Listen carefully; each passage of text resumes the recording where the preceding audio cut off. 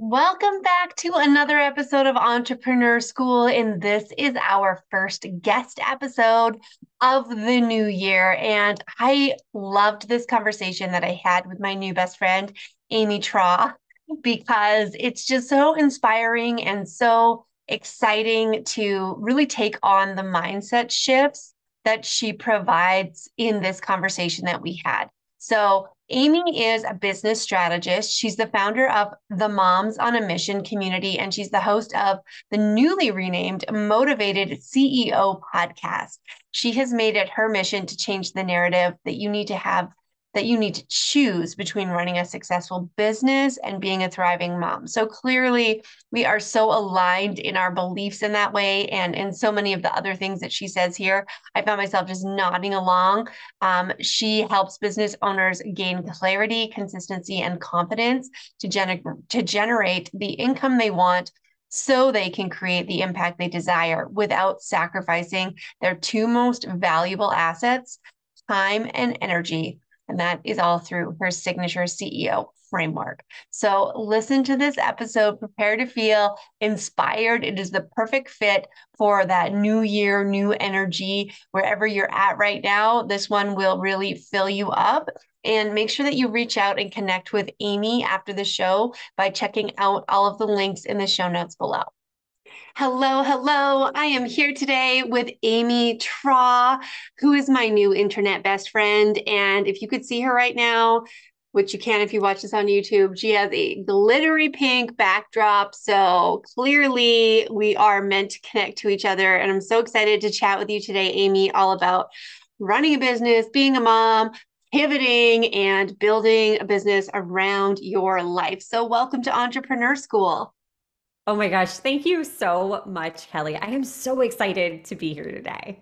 I love getting to chat with people from around the world in different places when I see people doing awesome things, which is, I think, how I found you because you just had a really awesome event in, where was it?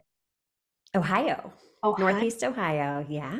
Yeah. Why don't you tell us about it?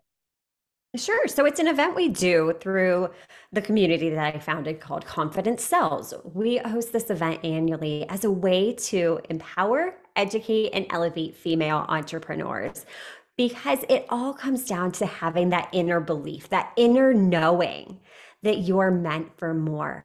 And once you have that really innermost self trust and self belief, then you can go out and achieve any dream that's on your heart. So we created this event. This was our second one, and we plan to continue to keep on going and keep on growing to empower as many women as possible.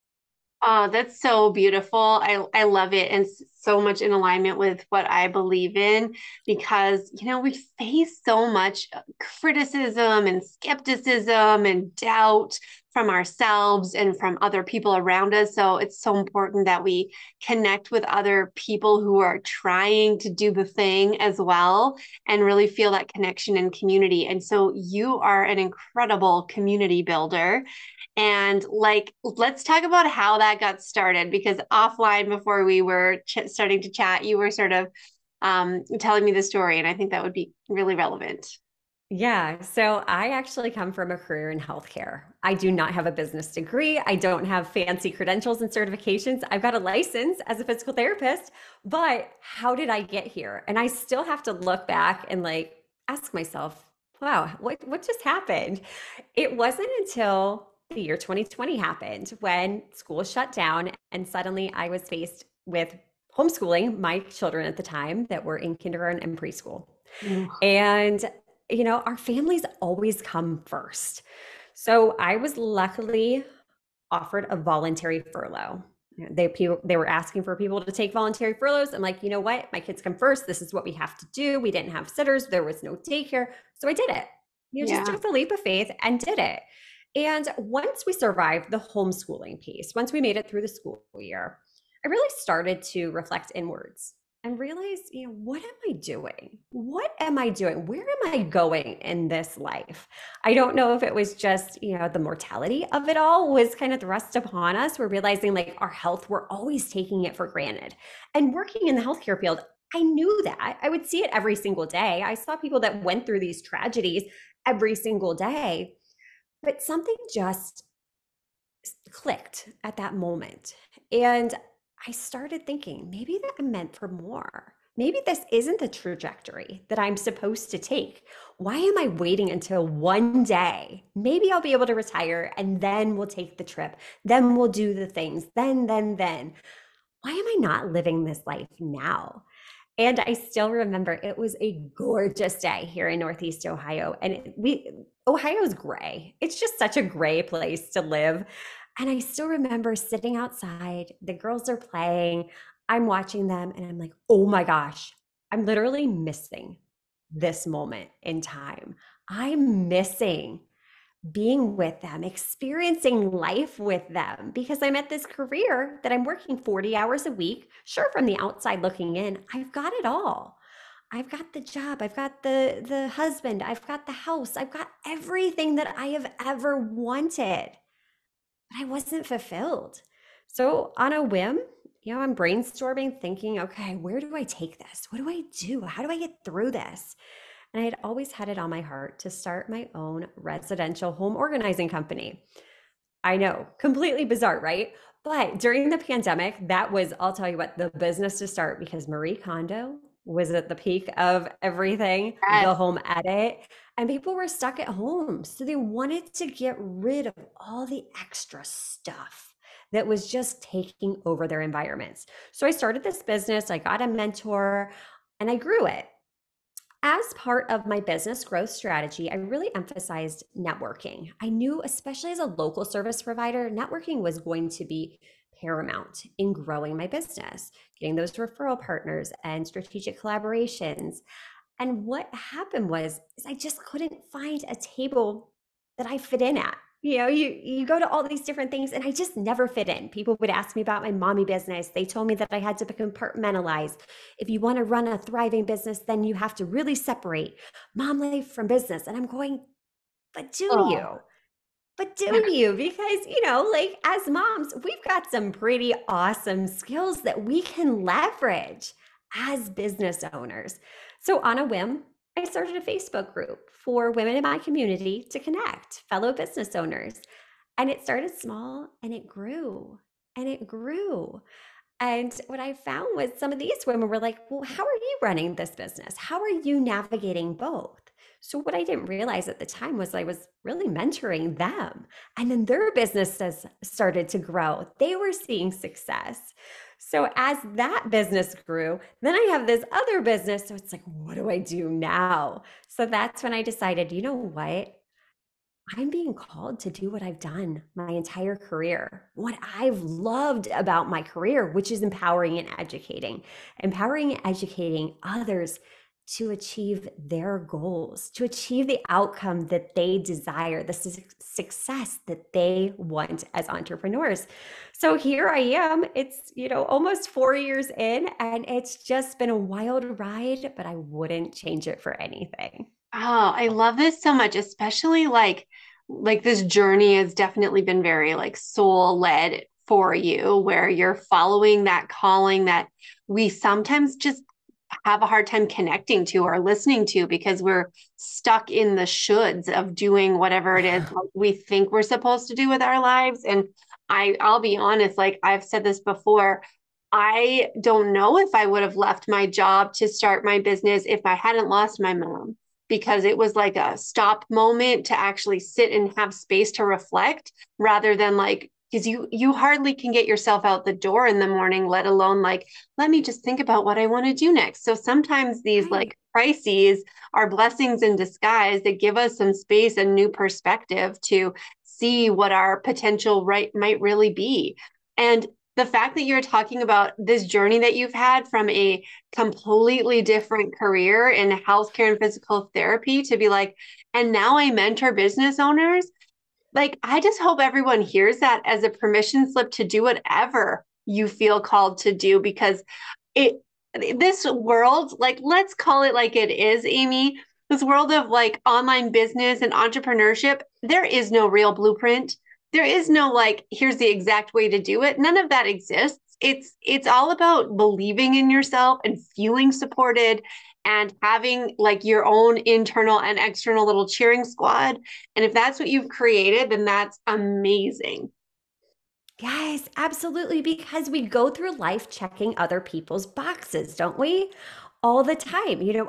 It was ingrained in me from the time I was a kid. You grow up, you go to college, you get the degree, you get married, you have the kids. Check, check, check. I got all the boxes checked, but they weren't my boxes. And how often, until something major happens in our lives, do we actually take the time to pause and reflect as to what are we doing?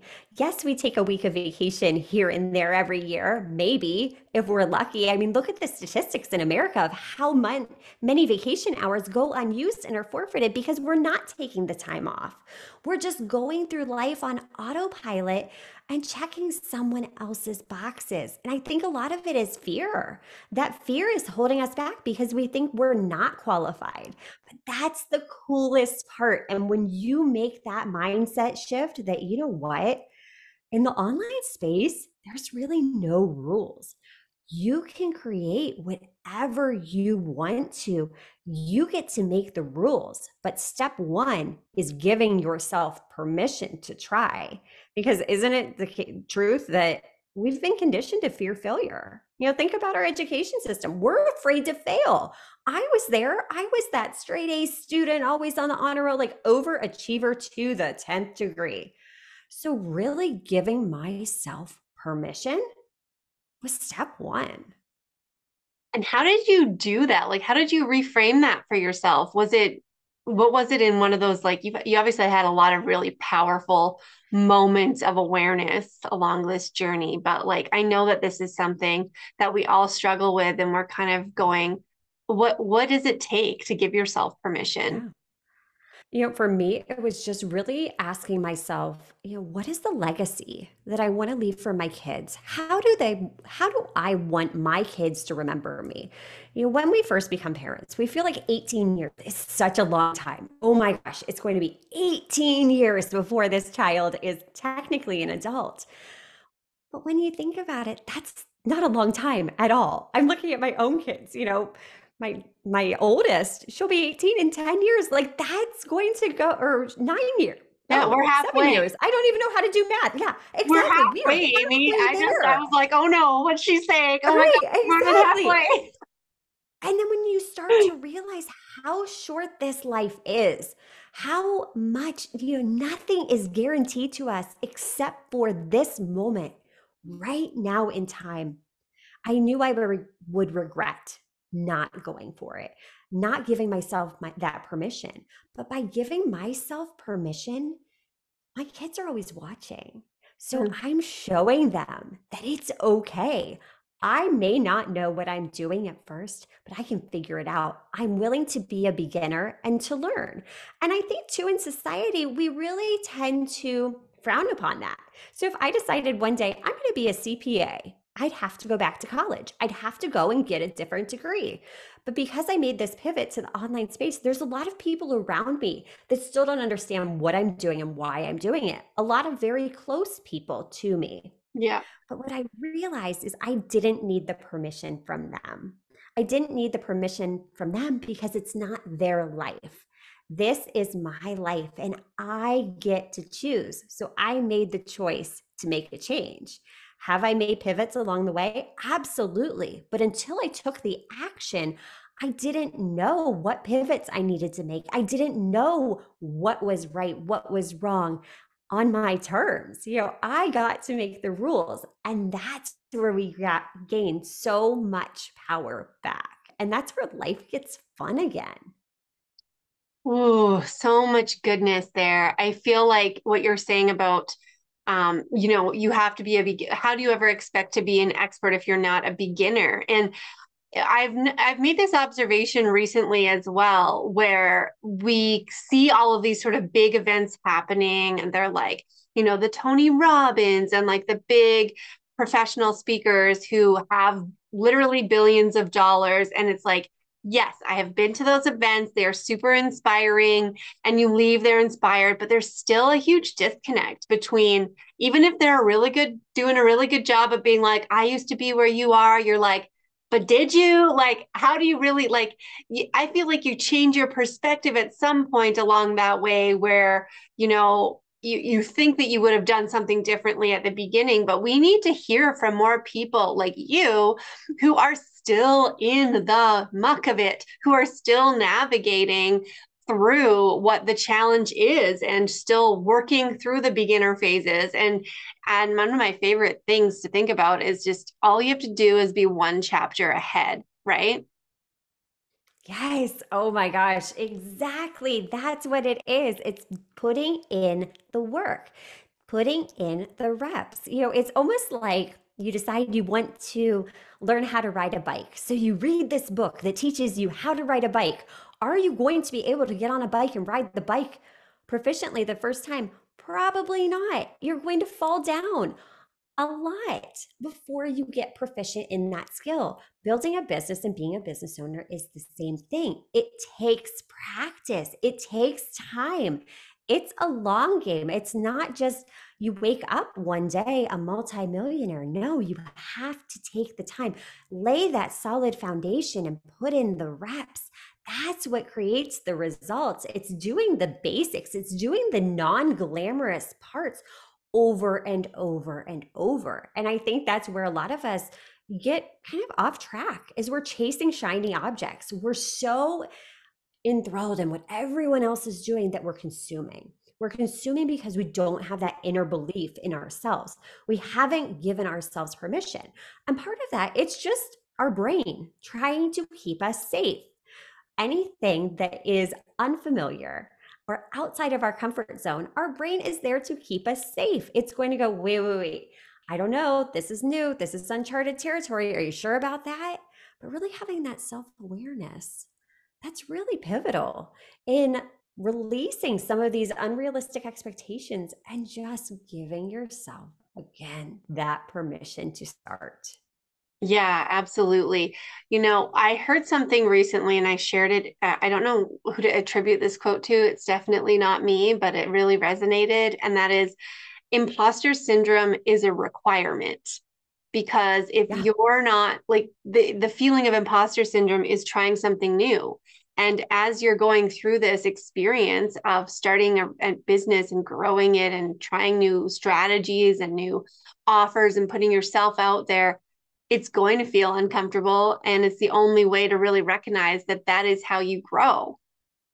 Right. And I think we need to normalize that conversation because when we start to feel these feelings, we're thinking, "Oh my gosh, it's just me. Nobody else is feeling this way." Mhm. Well, nobody else is sharing that. Nobody else is putting that on social media. We like to put our highlight reel on social media. But people are really connecting with people that are open and vulnerable about that. Like, hey, no, I'm going through stuff too. I've made pivots in my business. I've made bad investments. I've done things that I would change. And here's what it is. Come with me. Let me help you on your journey too, because I can help save you time. And that's why in our businesses, we need 3 people. We need those in front of us that can be that light, that can guide us, that we can learn from because they really help collapse time. We need to link arms with those that are beside us on the journey. They will get us through those tough times because they get what you're going through. A lot of your friends, a lot of your family members, they're not going to understand. So they take that big vision that you have and they keep you playing small because they want to keep you safe because they love you. And then those behind us, we need to be there for them. We need to be the light for them, saying, hey, come along on the ride. We can be the proof that it is possible for them to have the success that they desire as well. Because there is such an abundance in this world. And when we really shift away from that scarcity mindset and go, you know what? I can be a light in the world. But then guess what? Come bring your light over here too, and you, and you, and you. And then what happens is we shine brighter together. Hmm, I love all of that. So, speaking of vulnerability and normalizing the conversation of the challenges, do you have an experience that you can share around something where you just like did not go your way that can Yeah, help people relate? Because, like, I love your optimism and your yeah. attitude and the perspective that you bring to this. And obviously, it's come from having experiences that have brought you there. Yeah. So this has actually happened twice in my business where I knew in order to go and move forward that I've had to let things go. And it's really hard when those things are extremely profitable. But again, it's building a business on my terms. So when I was growing the organizing business, as I'm growing this community for female entrepreneurs, I knew that I couldn't do both at the same time well. So for a long time, I really straddled both and I didn't navigate it well. Both were bringing in revenue, but I just felt drained because I was trying to do it all. I was trying to do it all. And I still remember I met with my life coach and she's like, Amy, not making a decision is making a decision. And I was like, oof, yep, that was what I needed to hear. And it was at that point I knew, okay, in order to move forward on my business journey, I needed to go all in. I needed to go all in to where my heart was. And that was in my community that I founded, in empowering and educating others because I could make a bigger impact there. Yes, I loved my organizing business, but it was a lot of travel. It was a lot of going from place to place to place. It was physically exhausting as well. I mean, it's hard work, it's dirty work. It was very fulfilling, but it was really making that decision to let something go in order to grow. And right now, I'm pivoting something in the back end of my business as well, something that's bringing in a significant amount of revenue. But I know in order to grow, I have to let it go. And it's hard, it's not easy. But again, it goes back to having that trust that, okay, I've done this before, I can do it again. Let's go. Let's see what happens. Because there is no failure. There's no failure in business until you stop taking action. Oh, I could not agree with you more. I'm so glad that you have rooted this whole conversation and the importance of taking action and just trusting in yourself enough. And for those who have yet to write themselves a permission slip, maybe that's actually the action from this. I would love for you to like physically write on a piece of paper, I give myself permission to fail. I give myself Yeah. permission to try. Those two things are the same, right? Yes. Yes, exactly. Because action creates momentum and momentum creates results. And until we really detach from our worth, basing our worth off of our results, we're going to stay small. We're going to stay stagnant. But when you can step back and view your business like an experiment, that Mhm. right there is a game changer because you're just figuring out, okay, I tried this and it didn't work out as I anticipated.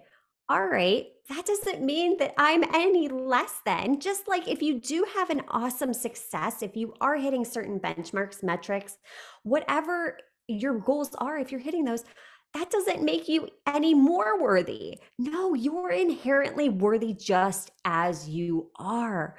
And that's why I encourage all of my clients, track your numbers, track your analytics. Then you can detach and take the emotion out of it so that you use the data to drive decisions versus emotion. I've had to do that too because I tend to take things personally, but as a business owner, you can't. You can't because this doesn't mean anything about you. For me, it's about serving my clients, about helping others. It's not about me. And if my numbers aren't reflecting the direction I want my business to go, I can then know that, you know what? Here's what the data is telling me. Here's where I can adjust, adapt, change course to move forward. Mm. Yeah, I think that conversation, that's really the underlying thing. And for those who are having this awareness right now, welcome. Welcome to realizing that you're attaching Yes. personal worth to the impact, the revenue, the whatever of your business, and that we are all so impatient and all want everything tomorrow. But like you just said, Amy, making sure to like look back as well so you can see how far you've come. And as a reminder to like look at that growth, look at the data, and also look at just the difference between where you started and where you are now, because there's 100% chance you already are successful. Yes, absolutely. So, if I could encourage you to do one thing, it's start tracking those wins. Start tracking every little win along the way so that you realize when you do take the minute to look back at this journey, wow, I've made a lot of progress. I did get a lot done. Let's focus on what we accomplished instead of that mile long to do list that's looking at us every single day. You're doing just fine. It's a matter of taking the time to acknowledge yourself for that. Oh, so many. This is a repeat episode, everyone. Make sure you listen to this at least twice because there are so many good nuggets in here around how to get started, how to keep going, and how to just reframe the way that you're looking at your own success along this journey of entrepreneurship. I want everyone to connect with Amy. Please let us know. We'll have links in the show notes, of course, but tell us all the places and all the things where people can reach out with you. So, my favorite place to hang out is my podcast called the Motivated Mompreneur Podcast. We're streaming on all the platforms, but we are talking all things the intersection of mom life and business. I absolutely love pouring into my listeners, bringing on incredible guests. So, I would love to have you take a listen over there. Also, you can find me on Instagram at Amy Traugh. Drop into the DMs. Tell me that you heard me on this podcast so I can cheer you out. Tell me what your biggest takeaway was. As podcasters, one of the coolest things that you can do for us is if you're hearing these messages that we share it out because that lets us spread the ripple effect. If it impacted you, it can impact someone else too. And it means the world to us because we don't know who's listening. We don't know who's on the other side of those earbuds. So thank you so much for this opportunity. Thank you so much for being here, Amy.